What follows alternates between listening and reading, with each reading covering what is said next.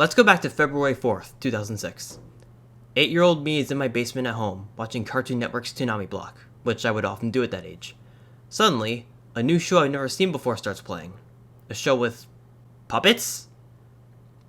I remember thinking about how weird it was for a puppet show to be airing on Cartoon Network. I sit there in confusion for a few minutes before the two characters on screen are challenged by a third character, and, well, this happens.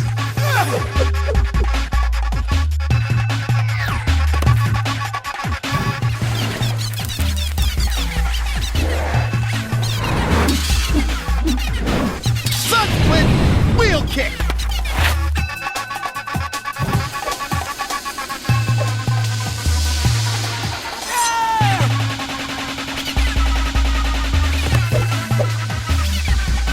I was watching this with my jaw on the floor.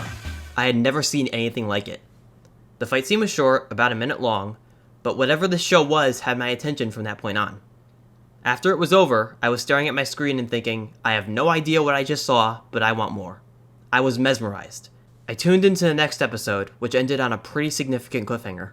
I couldn't wait to see what happened next. Another week went by and there was nothing. There was no new episode that week, or the week after, or the week after. The show just vanished. I was profoundly confused.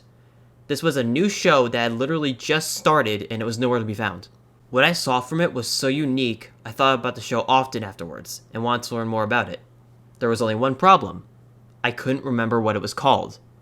I could not recall the name of the super unique and interesting show to save my life, and I agonized over that. Every once in a while I would Google things that I remembered the show had to see if anything came up.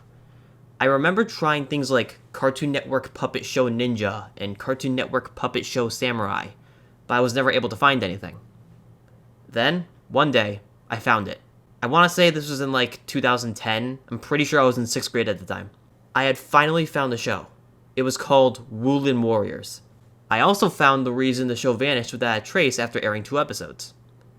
The show was so widely unpopular that Toonami pulled the plug almost immediately. Remember that, we'll talk more about it later.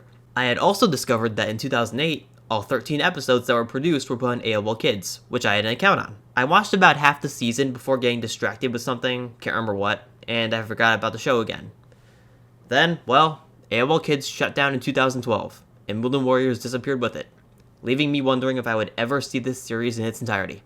Fast forward 4 years, and all of the episodes ended up on YouTube, on an unofficial Wulin Warriors channel. Back then, I emailed the person who had uploaded all the videos, and after thanking them, asked where they got them from. They told me that they were able to rip all of the episodes from AOL Kids before it shut down, and put them on YouTube so they can be viewed by anyone. They also had all of the episodes available for download in the description, so big thanks to Hika Yagami who ran the Wulin Warriors YouTube channel and ended a 10-year journey for me. Alright, so that's my personal story with this series. Now, let's address a question that many of you undoubtedly have right now.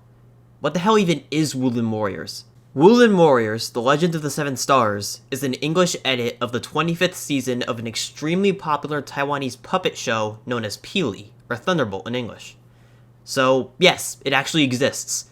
The crazy kung fu puppet show you vaguely remember seeing once in your childhood was not the product of a fever dream. It was very real. The show is basically forgotten about because of how little it was shown, but every once in a while it'll pop up somewhere again. For example, Critical recently watched like 2 minutes of it on a stream. He seemed to know us, though. Well, it looks like shit.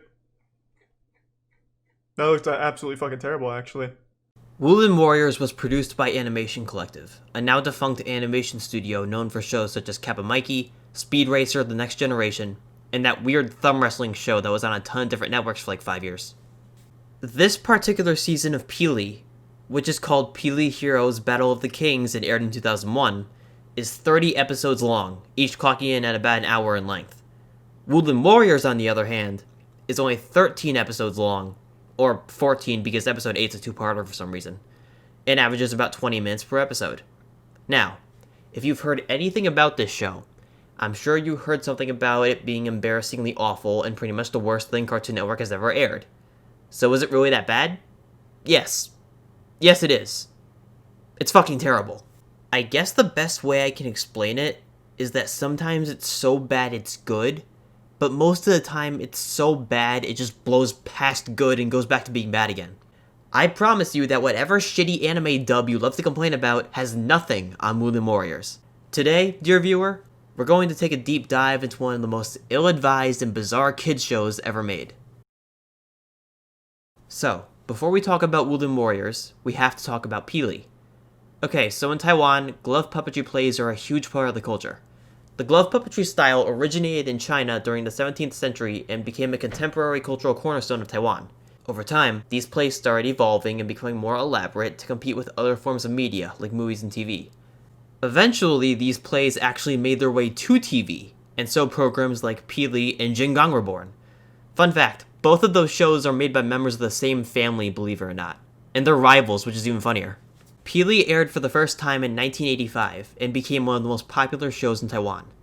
As time passed, the puppetry techniques used got more complex and special effects were added, making the shows resemble a genuine television program. It's still airing today and has over 70 seasons so far.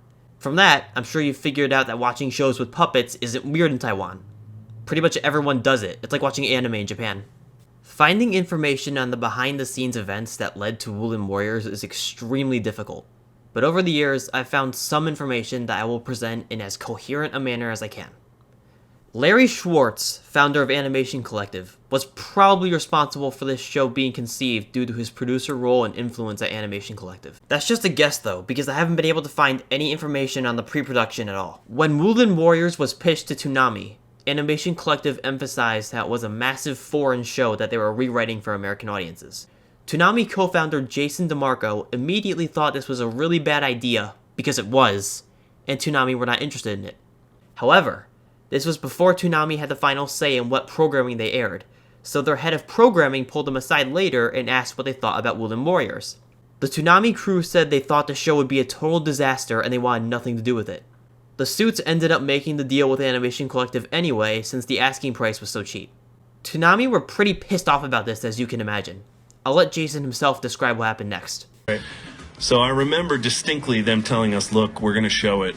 So figure you got to make it. Get right with it. And the next thing we said was, we're not going to make a promo for it because we were just thought it was And then the embarrassing. next thing they said was, you have to make a promo They for said, it. you're making a promo for it. And then we said, okay. So what we did was we made a promo in less than 2 days that we totally, I will confess, normally if I'm told to dig a ditch, I will dig the best ditch imaginable.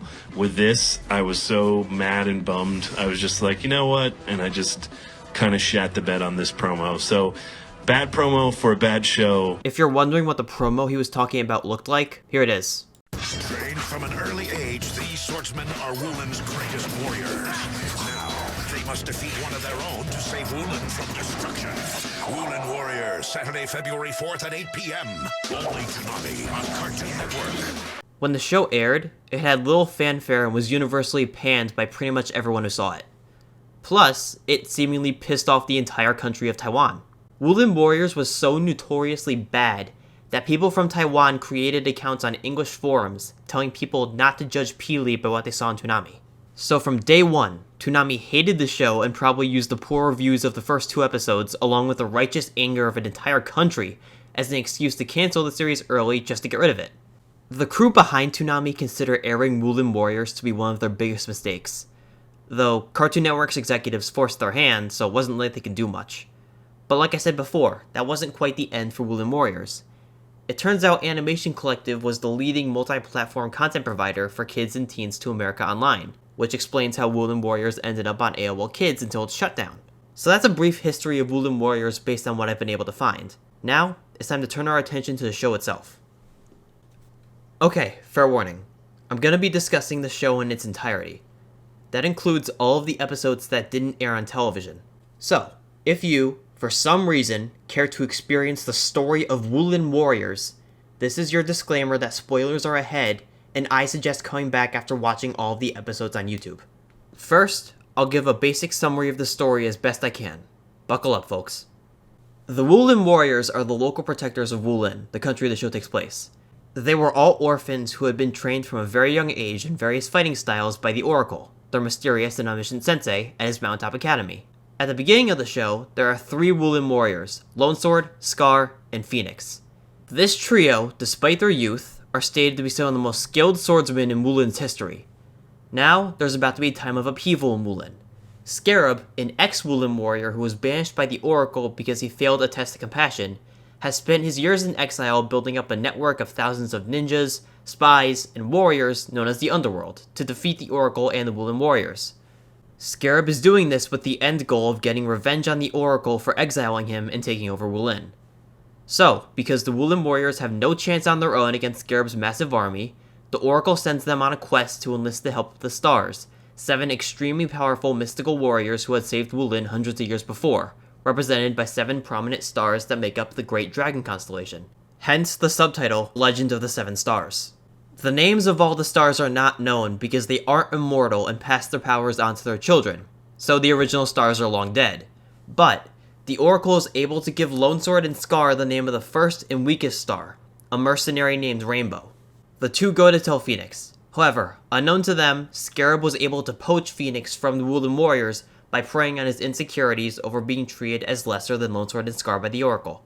So, they tell Phoenix about Rainbow, then he reveals his defection and fights Scar. Then he goes to tell Scarab about Rainbow and the 7 stars.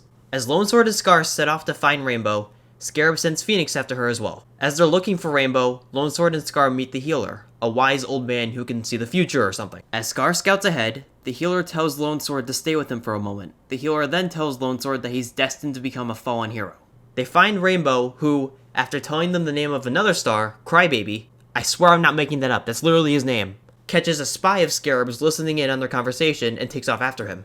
After being intercepted by Phoenix and subsequently kicking his ass, Rainbow contacts the Wulin Warriors via telepathy. Yeah, she could do that because star powers, don't question it. And agrees to help them since Scarab's men won't leave her alone. The Oracle is understandably pissed that his 2 star pupils didn't notice the spy who was standing less than 10 feet away from them. He sends them after Crybaby and tells them not to come back until they convince him to help out.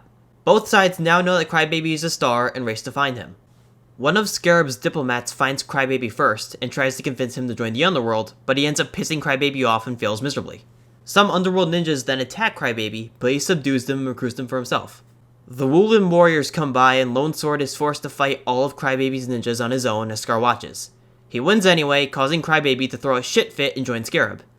In the Underworld hideout, Crybaby talks Scarab into letting him engage in psychological warfare with the Wulin Warriors by attacking the Healer.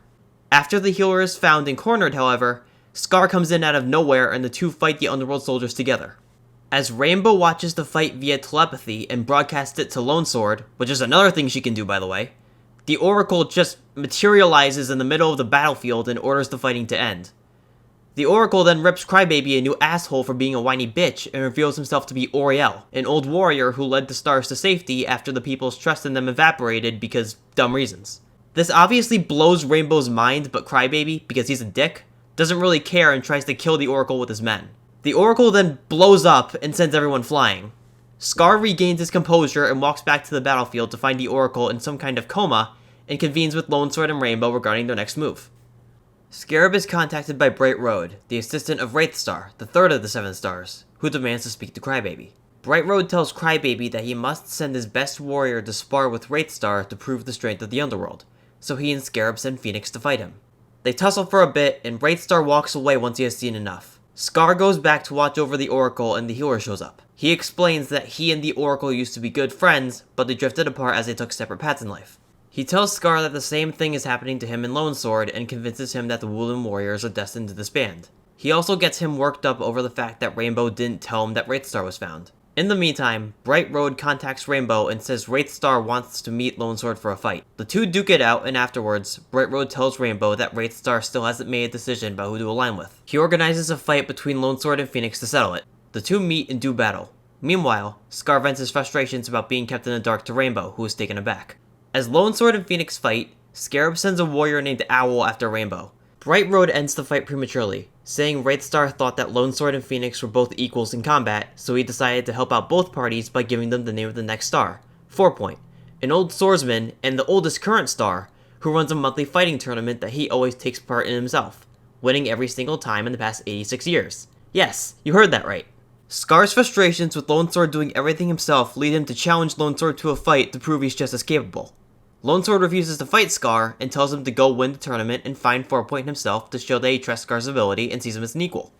Longsword then wishes Scar luck and says he's going to find Rainbow. While all of this is going on, Scarab demotes Phoenix to a common foot soldier because he has failed pretty much every task he was given. Rainbow runs into Owl, beats him in a fight, and leaves, but Owl just catches up with her and fights her again. At the tournament, 4 says the winner will receive a sword of his passed down through his family. Scar beats everyone in his way, including the Underworld representative who was sent to recruit 4 and this other really stupid and annoying character named Snow, whose whole personality is that he's a fucking idiot. 4 does the same with his opponents until he and Scar are the only ones remaining. As Rainbow and Owl continue to fight, Owl says that he has sent other Underworld troops after Rainbow's best friend, Willow. Rainbow beats Owl again and runs off to rescue Willow, who at this point has been kidnapped by the Underworld and is being moved to their hideout. Willow runs away as Rainbow fights the Underworld troops, but more chase her as she flees. Rainbow is able to just barely get a message to Lone Sword that her friend needs help. Owl, because he just refuses to give up, comes back again and fights Rainbow a third time, losing yet again. Just as the Underworld are interrogating Willow about a picture or something, Lone Sword comes in to save the day and easily kills some of the Underworld troops as the rest run away.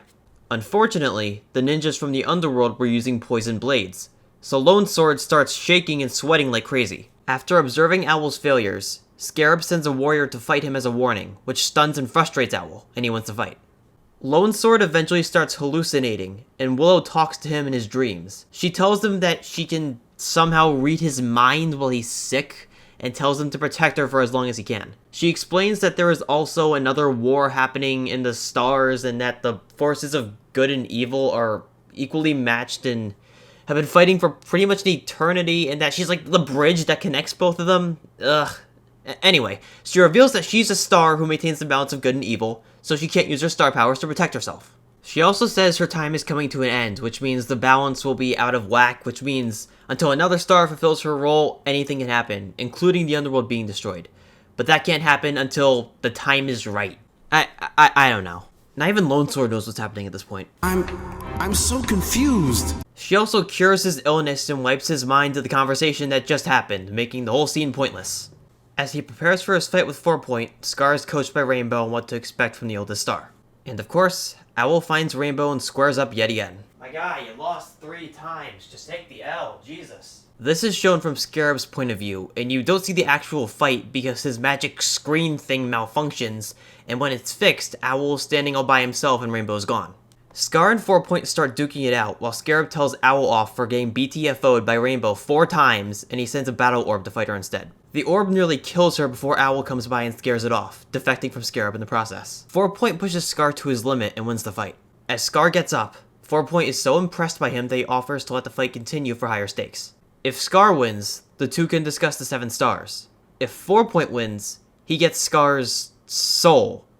So I guess the 7 stars are demons? What? Anyway, Owl gets captured by the Underworld and is about to be executed when Rainbow saves him. Lone Sword talks Willow into being bait for a trap for the Underworld's ninjas. He saves her again, but she runs off because of how close she was to getting killed. Spirits of previous stars come to watch Scar and 4 fight due to Scar's performance and the wager for his soul. Rainbow and Owl are pursued by Underworld ninjas and go through some kind of enchanted door to escape. Even after they go through the door, the Underworld still finds them and they have to fight for their lives. Despite what just happened, Lone Sword and Willow are still together somehow, and she tells them that she has something the Underworld wants, so she can't be captured by them under any circumstances. After hours of fighting, one of the spirits of the previous stars interrupts the duel between Scar and 4 saying that Scar has won. Upon hearing the news, an exhausted Scar passes out. Lone Sword and Willow take a stroll in the woods and are ambushed by Underworld ninjas wielding explosives. The stars say that Scar has earned the right of final challenge and take him to the land of the stars, where the sword is sitting upon a hill. Upon waking up, Scar prepares himself for his final challenge for the sword, a fight against some other random dude we don't know. The spirits of the stars gather to watch the fight. Also, Snow is there too for some reason. The ninjas try to negotiate for Willow with Lone Sword, which of course doesn't work and Lone Sword just beats the shit out of them. If it feels like I'm jumping around a lot, that's just because of how this show is edited. I'm actually trying to stitch the scenes together in the summary, but there's so many cuts between the scenes it's almost impossible. After all the ninjas are dead, Willow tells Lone Sword she's one of the 7 stars, but for real this time because his memory of her saying that before was wiped. She has powers of healing and prophecy, so she can't fight, which doesn't exactly line up with what she said before, but whatever, we'll get to that. The picture that I mentioned a while ago that the Underworld was interrogating her about turns out to be a picture of Lone Sword as partisan prophecy. His arrival pretty much means that Willow is going to die soon. This weird-looking dude comes along, who Willow says is the Seer, the guy who is supposed to guide her to the afterlife. Lone Sword tries fighting him and wins, but the Seer is able to take Willow's spirit anyway and she dies. While they fight, the random guy tells Scar that 4-Point Sword contains the power to defeat literally any enemy since it is from the Land of the Stars, and it would give him the power to destroy the whole underworld. One of the underworld goons who fights Owl and Rainbow, Leopard, does a number on them, but decides to let them rest for a few hours before he finishes them off for some reason. Scarab and Crybaby go see Mokui the Merciless, a warrior so dangerous and insane Scarab was forced to chain him up for years. Scarab wants to recruit him, but Mokui says he won't talk until Scarab frees him. Once he does, Mokui challenges him to a fight. Leopard comes back with backup and starts fighting Owl and Rainbow again. Despite Owl being injured in the fight, the duo eventually escape and find the cave to rest in. Then there's this weird scene of Owl putting a flower wreath on Rainbow's head before she tells him she needs to go help the Wulin Warriors and leaves. She then contacts Lone Sword, and after the two mourn Willow for a bit, she tells him to find 4-Point because she thinks Scarab is coming after him. She then fills Lone Sword in on Scar beating 4-Point and tells him that Scar is currently fighting the Guardian of the Sword. Okay, so that's who this guy is. Meanwhile, Scarab is able to match Mokui in combat, which impresses him, and he stands down long enough for Scarab to tell him to go find 4-Point. Lone Sword goes to 4-Point at his training grounds where he teaches young warriors, and 4-Point tells him that he was expecting him, and now that he's here, they can go hunting underworld demons. In Scar's fight, the Sword Guardian starts grabbing his head and screaming. Scar runs over to him and grabs him in panic. A Star Spirit tells him not to let go because this is supposed to be a transfer of knowledge to Scar from the Guardian about how to use the power of the stars. 4-Point tries to summon Mokui, but Retherion, another one of the 7 stars, shows up instead. He also happens to be 4-Point's brother-in-law. Mokui comes in right behind him and challenges 4-Point to a duel. Back in the Land of the Stars, Scar is still holding on to the Guardian as he's spazzing and starts to see visions. In these visions, a talking rock speaks to him about the sword and the star powers and, okay, listen, you are not losing your mind or having a stroke or anything like that. My hand to God, all of this is happening in the show, I swear. Phoenix goes to see the Oracle, who is fine now apparently. Phoenix apologizes for betraying him and offers to give him information on the healer, who is revealed to have been secretly working with Scarab.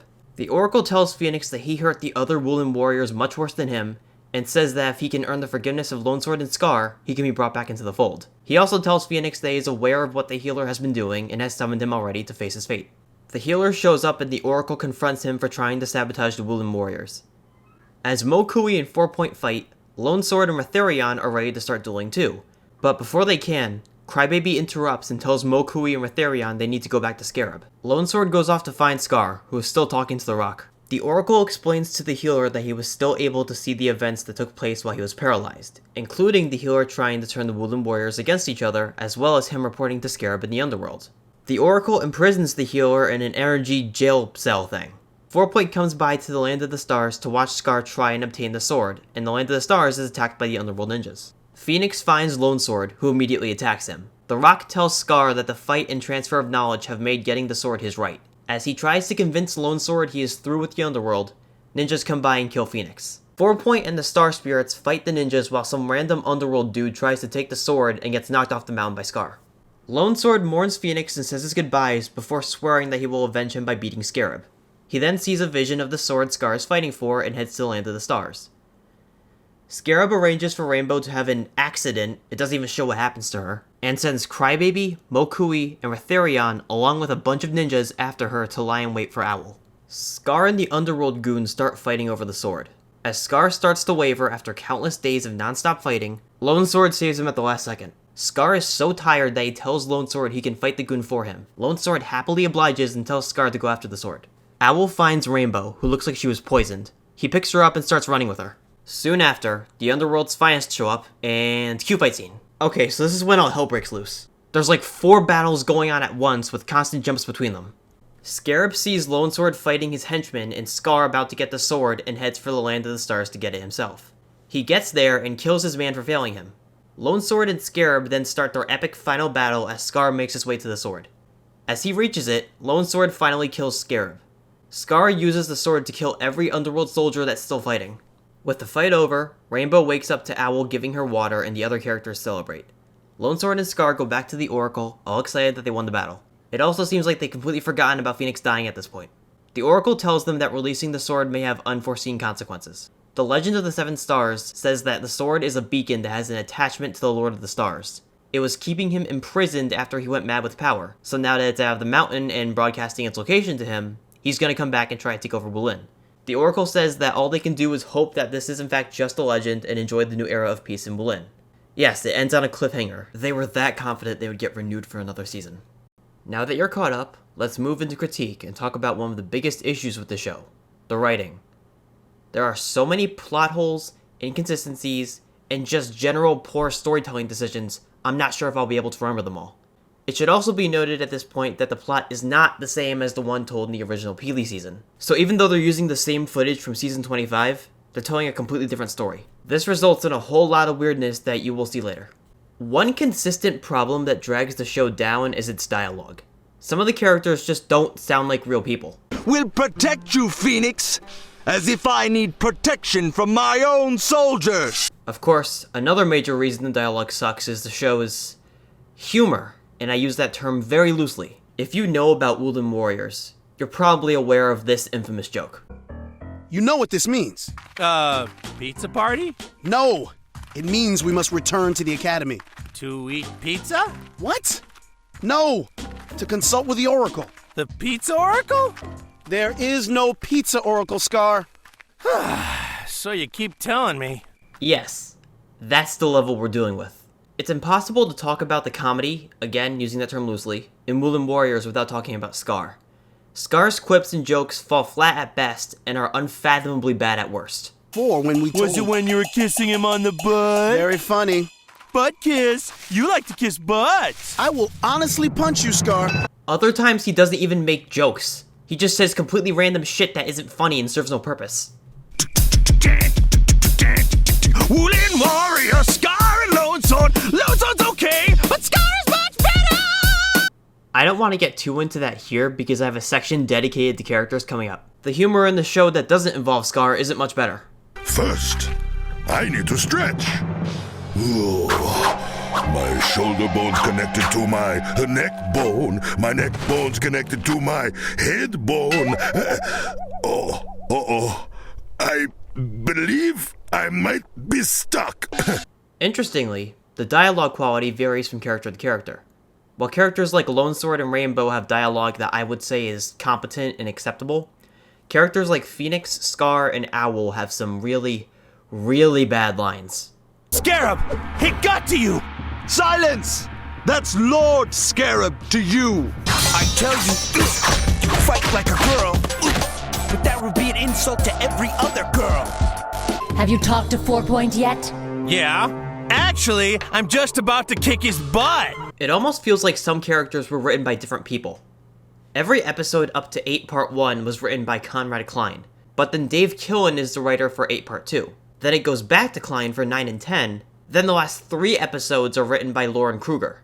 This means every episode had one writer, so that theory goes out the window. Killen and Kruger were the joint directors and editors for the series, so I don't know what the hell was happening behind the scenes that made them take over for these episodes.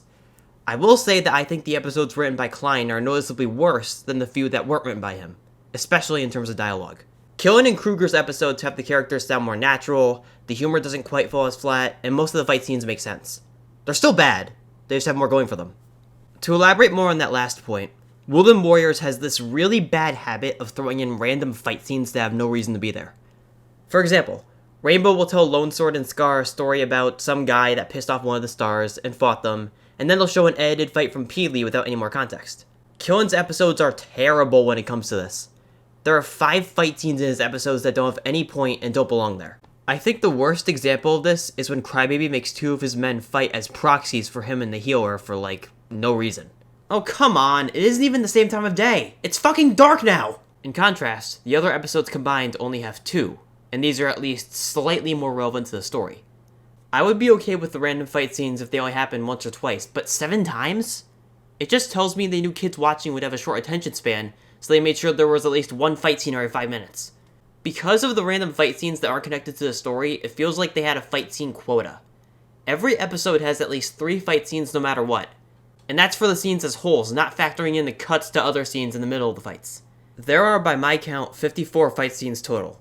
Episode 10 has the most at 6, though 2 are really short, and the finale is basically 90% fight scenes. Now let's talk about the world building. It sucks. Nothing other than the Legend of the Stars is really fleshed out, but what little world building there is in the show is borderline nonsensical. First off, the healer says at one point that people don't believe in astrology in this world. People stopped believing in astrology centuries ago. I find that kind of hard to believe in a world where magic exists. Plus, isn't there a pretty important aspect of the show that's astrological in nature? What is that again? It's on the tip of my tongue. Oh yeah, the 7 stars?! AKA the whole reason these events are happening? The stars in the Great Dragon Constellation are literally representations of 7 people, and the stars that they inhabit change appearance based on what they're doing. Like, they'll glow brighter when the stars are in danger or something. Isn't that astrology? Am I missing something? Doesn't that count? Astro means star. That's just scratching the surface. Let's go back to the scene for a minute. Pizza party? Really think about this for a second. Wulin Warriors takes place in a wuxia fantasy pre-modern setting. How would pizza exist in this universe? Does Italy also exist in this universe? It wouldn't matter. Modern pizza wasn't invented until, like, by the earliest estimations, the 1700s. This scene has the same problem. Crybaby makes this throwaway comment that Owl has punk rock hair. Punk rock? Are you for real? It may sound like I'm nitpicking here, and believe me, I feel like an idiot for critiquing the world building of a failed kids show. But rule number 1 for creating a fictional world is it needs to make sense. Here's something else. Scarab uses something called the dark screen to see things outside of his hideout. There's a point where it starts bugging out on him, and he calls a dark screen repair technician. So the dark screen is something that needs a repairman, but he previously said that it's magic. Especially not some insignificant little girl who stumbled into the wrong magic mirror! When the repairman is working on it, he says he had a few wires crossed. Just had a couple of wires crossed, my bad. Just give me 1 sec. Wait, so it has wires? Is it electric? Do they have electricity? Another thing about the dark screen that doesn't make any sense is how in some scenes, it just shows things happening and no one knows they're being watched, while other times, Scarab is having a direct conversation with someone through the screen. How did these people know the screen is on them? How did the others not notice it? What is capturing the image and how does it know where to go? None of this is explained. The Talking Rock. Do I even need to say anything? It has to face people. The Talking Rock was apparently a 2-second joke in Peely, but they turned it into a semi-important character in Wulin Warriors for some fucking reason. To change things up a bit, I'm actually going to talk about something I like. For the first half of the season, Lone Sword is the main character, but halfway through, Scar kind of turns into the main character when he goes to the tournament, which is actually a really interesting idea.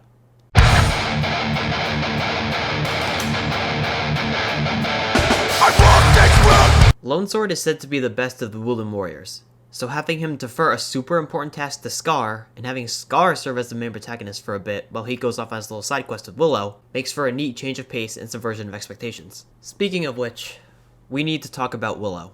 Something you may be thinking of is the fact that Rainbow doesn't tell Lone Sword or Scar about Willow or her being one of the stars. That part makes sense. It's established that Rainbow is extremely protective of Willow, and there's no way she would tell 2 random dudes she just met who are looking for the stars about her. The issue here is that there is no consistency with anything about Willow. Never mind the fact that she runs away from Lone Sword at one point and then is with him again in the next scene, that's the least of the issues here. When she talks to Lone Sword in the dream sequence, she says that she can't defend herself with her star powers because they're preoccupied with maintaining the balance between good and evil in the war in the stars or something. Later, she directly contradicts that by saying she isn't a warrior and only has powers of healing and prophecy, so which is it? What was up with that dream sequence anyway? Willow explicitly says that Lone Sword will not remember the conversation, and everything they talk about is either restated later or completely thrown out the window. Why the hell did that dream scene happen if Lone Sword wouldn't remember it, and all of the information in it was either revealed again or contradicted in subsequent conversations? It didn't benefit the audience, it didn't benefit Lone Sword. Why was that scene in the show? Why did Willow even bother talking to Lone Sword in it in the first place? The only thing I can think of is that the scene was meant to show that Willow could influence people. She tells Lone Sword even though he won't remember the conversation, he will note that he has to protect Willow at all costs. The thing is, that didn't even work because Lone Sword immediately uses Willow as bait to lure out underworld ninjas. This is the stupidest thing Lone Sword does in the entire show. He says later he wanted to do it because he thought that if he lured the ninjas out, he could take care of them permanently. Lone Sword. The Oracle told you at the very beginning that Scarab has an army of thousands of ninjas. Killing a dozen or so more isn't gonna do shit. There are a number of instances like this in Wulin Warriors, where the writers just kind of forget things that happened previously. For example, one of the random fights Rainbow tells the Warriors about is between some cocky dude named Whitemane and a star named Etherion. She says this fight was decades ago and that his grandson is probably the star now. Retherion is actually Etherion's great-great-great-great-grandson. They go out of their way to confirm that. Rainbow was off by a lot, 4 generations, which is probably more than 100 years. I would believe that she would be off by maybe 1 at most, but 4? Another example is this exchange between Scarab and Mokui. Very impressive, soldier. I've had a lot of time to practice thanks to you. Dude, you were literally chained to a wall for years. How could you possibly have practiced fighting? The worst example of this is the twist that the healer is working with Scarab. For one thing, the healer was an acquaintance of the Oracle's. The Oracle is practically all-knowing, so how did he not know the healer was working with Scarab until later? He knew that Scarab was building an army despite never leaving the Mountaintop Academy, so what happened here? Also, when the healer is confronted, why is the Oracle just now upset about what the healer told Lone Sword early on? That happened before he was paralyzed, and the two even talked about it. He was fine with that before, so what happened? Wait, it gets better. Despite this being treated as a huge revelation, the healer is seen in Scarab's lair within 10 minutes of the first episode when Scarab is shown for the first time. He is right there! This is literally the opening shot! He even talks at one point. Lone Sword and Scar got away. Hold up. Is his voice different? Oh no. Oh no! They forgot that they already used the character. Oh Jesus. This isn't the only time this happens either. There's this guy who talks to Lone Sword about Crybaby who later shows up in one of the random fight scenes. In the next episode, no less. And get this. This guy is telling Lone Sword about how Crybaby was able to pit 2 brothers against each other in a fight, which means that conversation resulted in another random fight scene. Guess who's in that one? Recognize him? That's Owl. Oh, and remember the seer? The guy who takes Willow to the afterlife when she dies? The talking rock tells Scar a story that leads to another random fight scene, where the seer is a son of the Lord of the Stars. I can honestly say I've never seen any kind of dub, or redub, or even a YouTube poop that recycled characters like this. They had a reasonable explanation for Etherion or Etherion, but not for anyone else? Did they not notice, or were they just lazy? Speaking of lazy, what is the Land of the Stars? How is everyone able to find it? Where even is it? From what I can tell, it's just a place in Wulin that the star spirits live in, but it's all magical and imbues magic properties and things that are from there. If the star spirits were living in this place the whole time, why didn't the Oracle just send Lone Sword and Scar here to ask them who the current stars were? Is there some kind of veil that prevents other people from finding it? There can't be, because then how does Lone Sword find it? He just saw a vision of the sword, not even where it was, and he was just able to waltz in. How do Scarab and the Underworld find it? Scarab sees it on the dark screen and the ninjas just go to the Land of the Stars. Does the dark screen have like GPS tracking of what it sees or something? Did Scarab and his men use Google Maps to find their way to the sword? Why is no one concerned that snow is there? Shouldn't the stars be a little worried that this random guy just followed Scar and the spirit there and is just chilling in the corner? And another thing, why did Scarab send his best fighters after Rainbow and Owl and not after, you know, the fucking all-powerful magic sword that has the ability to destroy the entire underworld? Isn't that a little more important? Especially since Scar is about to get it himself? Owl has no interest in the Wulin power struggle and just wants to get the hell out of Dodge. Rainbow is on the ground out cold, so she isn't a threat. The obvious course of action is to send everyone in the underworld to the Land of the Stars to stop Scar from getting the sword.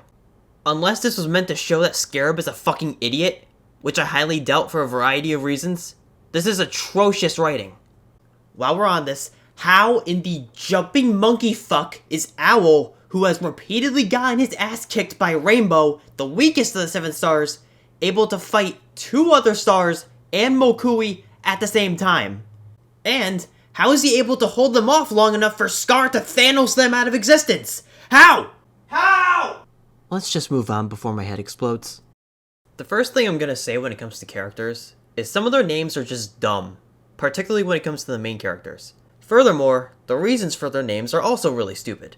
This is Lone Sword, because he has a sword. This is Scar, he has a scar. This is Phoenix, because he's like reborn and stuff. A new phoenix arises. Imagine that. A new phoenix.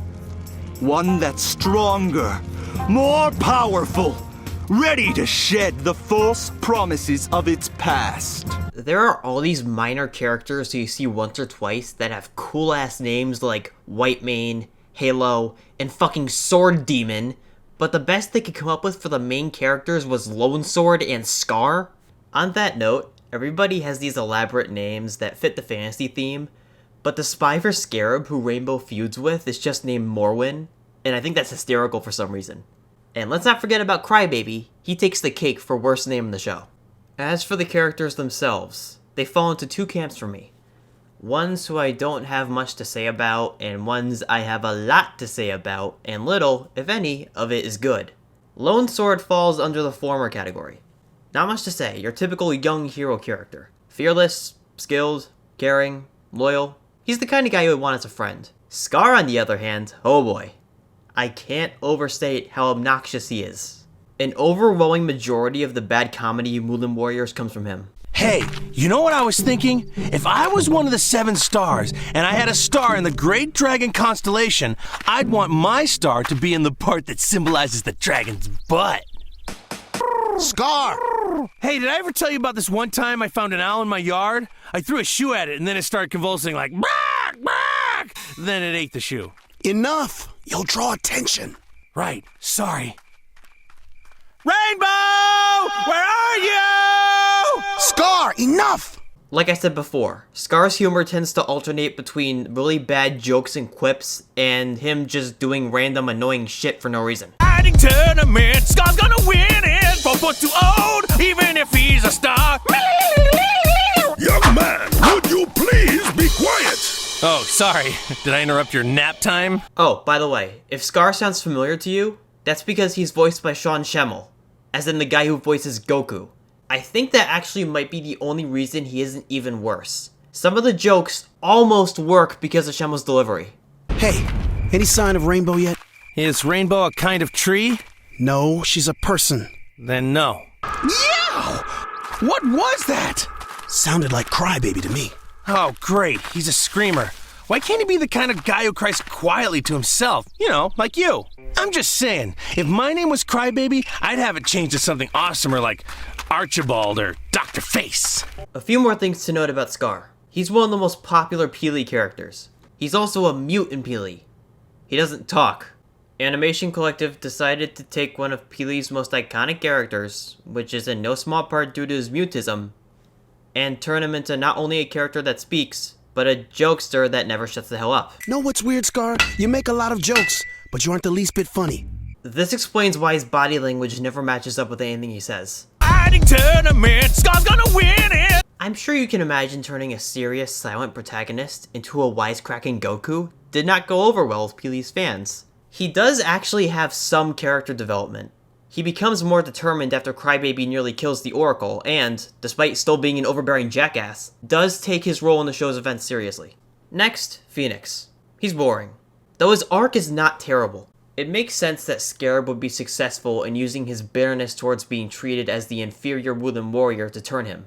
I also like how he gets killed when trying to make up with Lone Sword, because that tells me as a viewer that not everyone in this world can have a tale of redemption. Phoenix tried to kill his former best friends and burnt down a village where Rainbow had family on Scarab's orders. He isn't a good dude. If he were brought back into the fold just like that, it would have been stupid. Unfortunately for most of the show, he's just a mustache-twirling evil guy who sucks at his job, so they don't really build off of the potential that he had. Now for Crybaby. I'm gonna be totally honest with you. Crybaby is the worst character I have ever seen in any form of media. That is not me exaggerating, that is not me being hyperbolic. I have never hated a character like I hate Crybaby. If you watched the show when it aired on TV, you may have abhorred it, but you never had to see Crybaby. I don't care how much you hated it, hated Scar, hated everything. You should be very thankful you never had to experience Crybaby. Want a taste? Here you go. Oh, no ink? Come on! I just bought ink like a week ago. Oh, my life's the worst. The underworld thinks it can make me do whatever it wants. Like it's so great. I should... Ow! This forest is the worst. Stupid, thorny britches think you can scratch me. No! Stars are boring. Surely your very existence proves that the stars can be fascinating creatures. Well, yeah, I'm fascinating. But those other jerks? Forget it! Come on, Scarab! Let's do something fun! Where is he? Where is he? Where is he? Where is he? Where is he? Where is he? Where is he? My feet hurt. Are we there yet? No! Stop asking!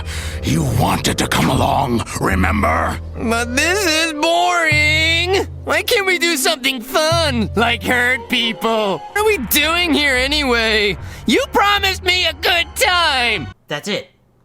That's his entire character. That's all he is. He's just a man-child with the most annoying voice in television history. Is this supposed to be funny? Why would they create a character like this, and why would they name him Crybaby? Isn't that a little on the nose? Oh, and his magic star power is the ability to scream so loudly it stuns people. That's the extent of his star powers. Some of the dialogue makes it feel like they knew they were making a terrible character, but what was the point? Crybaby, the amount of energy it took to escape my underground exile was nothing compared to the energy it takes to put up with you. Am I going to have to separate the two of you? I wouldn't mind. Hanging out with Crybaby makes being chained to a wall seem enjoyable. But the fact that he's an awful character isn't funny, it adds nothing, and there's no point. Crybaby just sucks. The Healer. He's a manipulative, unlikable old fuck. The end. Now, wait, there is something about him that warrants mentioning. The Healer, whose real name is Su Huan Zhen, is more or less the main character of Peely, affectionately referred to as Susu by its fans. So not only did Animation Collective turn a major character into a minor character in Wulin Warriors, but they made the protagonist a villain. Hashtag justice for Susu. I want to talk about Snow for a minute. He's an extremely minor character. I barely mentioned him in the summary. But he's another one who serves no purpose and isn't funny. Snow's whole thing is that he's dumb. Like, he's a total space case. He's very grating to listen to because you know he's just a ditz and it feels like the story grinds to a halt whenever he's on screen. Even Scar gets annoyed with him. Hey, what's his name? Who? That guy. Who? The old guy. The guy reading the thing? The bearded guy. Come on, you know who I'm talking about. Oh, that guy. That's 4 Point. It's his tournament. So when does all the best stuff, heat up? Heat up? When do they get the ball rolling? Ball? When does the tournament start? Tournament? His only saving graces are that he's only in a couple episodes and he isn't Crybaby. Thankfully, when he wanders into the land of the stars, he just stands in the back and doesn't say anything. I still don't understand why he's there. I get confused sometimes. Those are all of the characters I'm going to talk about. Pretty much everyone else is super surface level and there isn't much for me to say, like with the Healer. Now for the presentation. God, what a mess. You know what? I'm going to start out with a positive because I feel like I need to give some compliments before I rip everything else apart. The voice acting in Wulin Warriors is surprisingly good for the most part. It turns out just about all the voice talent were experienced 4Kids Entertainment actors, so I guess it makes sense. Even so, Billy Riddy, who voiced the Lone Sword, did a pretty solid job and yet doesn't have any other credits to his name that I can find. Phoenix's voice actor sucks though. Silence! He tries way too hard to do an evil voice and it's awful. While on the topic of evil voices, Scarab's voice performance is really, really good. Do you know what I do to soldiers who question me like that, Phoenix? Do you know what kinds of misfortunes I brought down upon men who showed me even the slightest sign of impudence? How many different kinds of pain I've inflicted on warriors twice as strong as you, and you dare to tell me that I haven't given you the right task? No, no, Phoenix. The underworld gave you a home. We gave you a chance to put that sickening Oracle and his pathetic little band of Wulin Warriors behind you. You have a debt to the underworld, Phoenix, and it is time that debt is repaid. Forgive me, Lord Scarab. I just want to help. To find the next star, whoever he is. His name is Wraithstar, and if General Crybaby's finding it difficult... This is exactly how I imagine somebody who looks like Scarab sounding. He was voiced by Scott Rayo, or Scotty Ray as he's often called, who prior to this had actually voiced Shredder in the Teenage Mutant Ninja Turtles series from 2003. So he was a pretty good choice for this role. I can't really rip into any of the other performances besides that of Phoenix's voice actor. Everyone else does a good job, but had bad direction. Scar is the perfect example of this. Sean Schemmel is a great talent, but the writers just didn't give him anything to work with. Some other good examples of this are Owl and Crybaby. You can tell that these voice actors are talented, but their talents are being wasted because of bad writing, shitty characters, and atrocious dialogue. Jesus, that turned negative quick, didn't it? Oh well, it sets up the rest of the section pretty well. I have a lot of problems with how the show is edited. For starters, there are so many cuts between scenes, it makes it difficult to understand what's going on. They can't stay in one scene for more than 2 minutes without cutting to something else. There are a lot of cuts that are mid-conversation and mid-fight scene especially. I guess the editors were really worried about kids having low attention spans, so they just cut the show to move at this breakneck speed, but it's jarring to watch and it makes it difficult to follow the show when there are these 3 subplots going on at once and they constantly jump between them.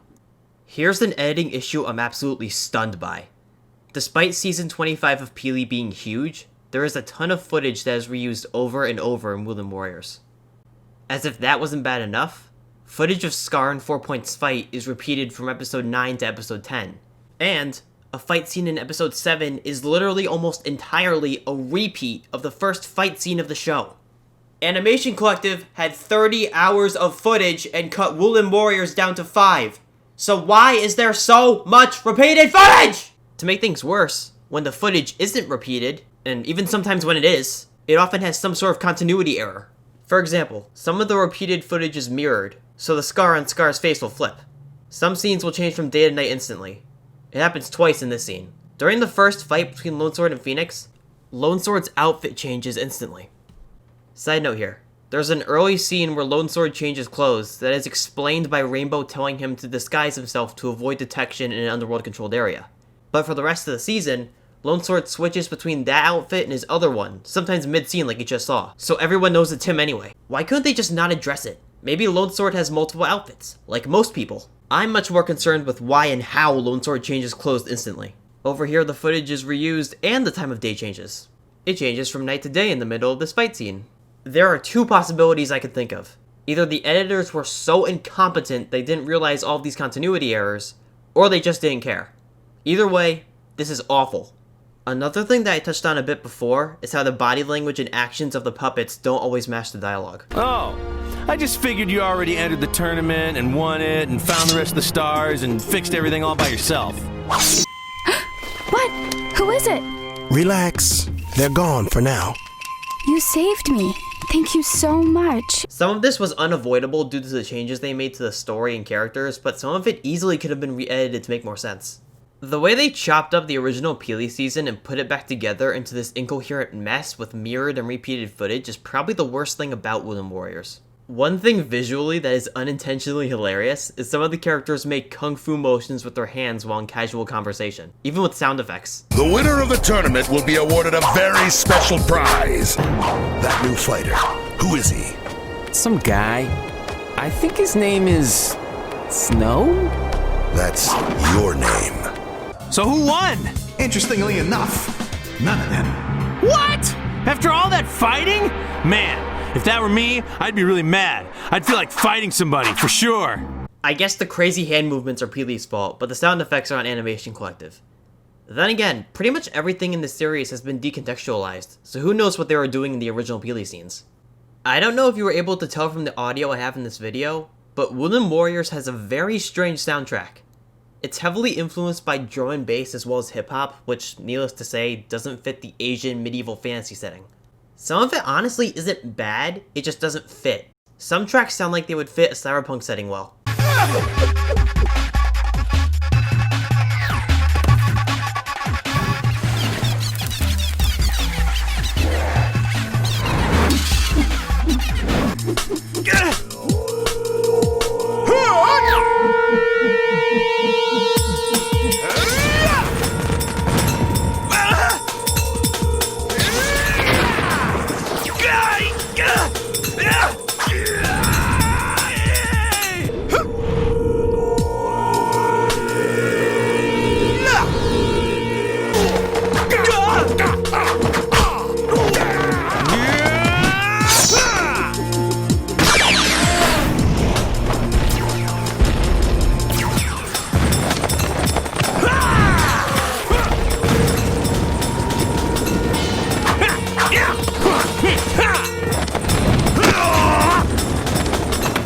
could see any of those tracks being in a knockoff of something like The Matrix or Deus Ex.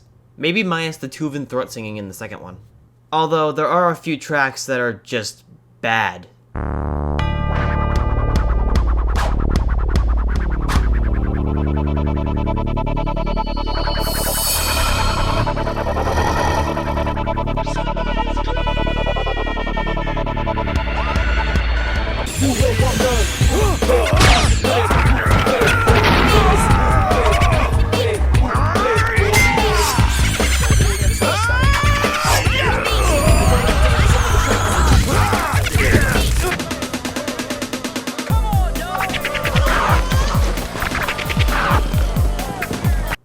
Of course, I can't talk about the soundtrack without addressing the show's theme song.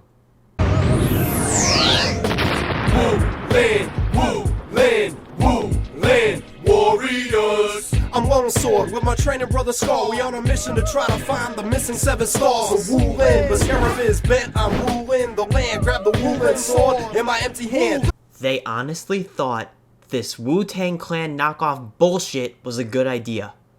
I'm also like 95% sure that's Lone Sword's voice actor performing it. Ugh. On to the fight scenes.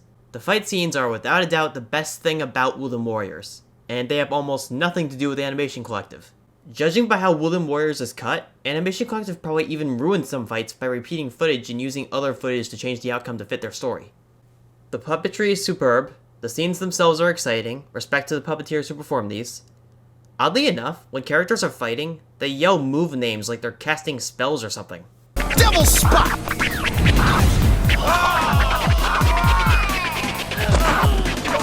Lion Force! Solar Flame! Power Surge!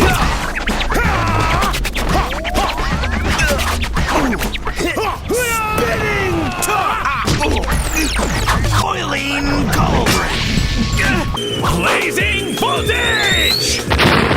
Atom Storm! Vaporizing Inferno! Cobra!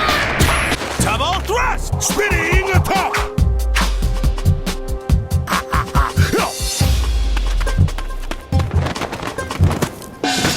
Sonic Blast! Spinning Spear! Believe it or not, those moves are exclusive to the 1 or 2 characters that perform them. Did they actually sit down and write movesets for each character? That seems like an odd place to have so much effort put into it when they can't even keep the time of day consistent. Some of the effects in the fight scenes are distracting and look like shit, but there's a reason for this. See, Peely is extremely violent, with characters being brutally murdered, mutilated, blown up, you name it. Animation Collective, because they were making a kids show, censored a lot of the gore with bad effects. Throughout this video, I've mentioned a ton of differences between Peely Heroes Battle for the Kings and Wulin Warriors. So, are there any similarities? Not many. The only major story similarity from what I can understand via fan testimonials and Google Translate is that both stories revolve around the 7 stars, though some are different characters in the original. Apparently Lone Sword is one of the 7 stars in Peely. Also, the setting of Peely is in fact called Wulin, which means martial arts forest, so at least they got that right. There is also a villain named Mokui. That's it. Those are all the similarities I could find. I have to say, I always knew Wulin Warriors was bad, but after rewatching it, analyzing it, and letting it sit and ferment in my brain as I made this video, I'm astonished at just how bad it really is. Don't get me wrong, I still ironically enjoy parts of it, and the puppetry is legitimately impressive, but wow, this project was doomed from the start. The second Animation Collective decided to make a kids show out of a serious adult Taiwanese kung fu puppet soap opera. This clusterfuck was the only possible outcome. Pie. Clearly, that didn't occur to Animation Collective. I even found the registration for a trademark for Legend of the Seven Seas that was filed in 2005 and abandoned after the show tanked. I don't know if this was a typo or if Peely has a pirate season that they were gonna dub as a season 2 or something. Any Peely fans out there, please enlighten me. The sad thing is, Wulin Warriors could have gained an audience if they did an actual one-to-one localized version of Peely and put it on Adult Swim. There was already a lot of weird anime on Adult Swim at the time, and Peely isn't that much different. I do have to give Wulin Warriors a little bit of credit though. This shitty, obscure show that literally aired twice on Toonami got me interested in Taiwanese puppetry. If I had decided to watch something else that night, like Nickelodeon or something, I never would have discovered Peely in this crazy martial arts fantasy puppet genre. So even though the show is abysmal, it's at least fun to riff on and prove to be a gateway for people like me into Peely. Oh, and one more thing. For everything Wulin Warriors does wrong, it's definitely not boring. And that's the worst thing a piece of media can be. So it's got that going for it. As for Peely itself, the team behind it seem like great people. They're modest about their work despite their success, and they're super respectful to collaborators and fans. Very recently, as I was writing the script in fact, they had a little show and up-close puppetry lesson for people with disabilities, which is fucking awesome to say the least. Shout out to Peely for doing that. I have a disability myself and love to see stuff like this. If you're interested, Peely do have a ton of content available to stream on their website, but none of it from what I can tell is subbed in English. Plus, since I live in the United States, the buffer times of the Taiwan-based website are pretty slow. I'll be honest, since the site is in Mandarin and I have to rely on Google Translate, I'm slightly concerned that I would accidentally buy a lifetime subscription for like $400 or something. If you're a Westerner who wants to watch Peely stuff and be able to follow along, Thunderbolt Fantasy is a spin-off of Peely that is subbed in English and available on Crunchyroll. It's a collaboration between Taiwan's Peely International Multimedia and Japan's Nitro Plus and Good Smile Company. It has much more of an anime vibe because it's written for Japan, so if you like anime, it's a great place to start. There's also Peely Fantasy War of Dragons on Netflix, a remake of the 6th season of the show. Thanks to these releases, Peely has made its way into anime culture, so hopefully more will come to Western audiences in the next few years. I've been an admirer of this show for over a decade, but I can't watch nearly anything because I don't know what's happening. Peely International, if any of you are watching this, please look into getting English subtitles for more of your work. I just need subtitles, that's it, I'm begging you. I am super thankful that you've made Thunderbolt Fantasy and War of Dragons accessible to us in the West, and I really hope you continue to do that with more of your content in the future. Or even just put localized subtitles on your older work. I would love to see an English subbed version of Season 25 so I can experience what it actually was before Animation Collective chopped it up and made this abomination. Because keep in mind, for most of us in America, this is all we know. Let's hope that Peely see value in making English subbed versions of more shows. If you somehow made it this far, thanks for watching. Be sure to subscribe if you want to see my next long-form video on God knows what topic that I'll probably do in another 2 years. Shit, has it really been that long? Thanks again to Hika Yagami for giving me access to this disaster of a TV show. Thanks Peely International Multimedia for making fantastic art, even if I can't get the full experience for most of it due to language barrier. I'll have links to their websites below. I hope I encouraged some of you to check out their work. If nothing else, I hope you were entertained. Thanks again, and I will catch you guys later.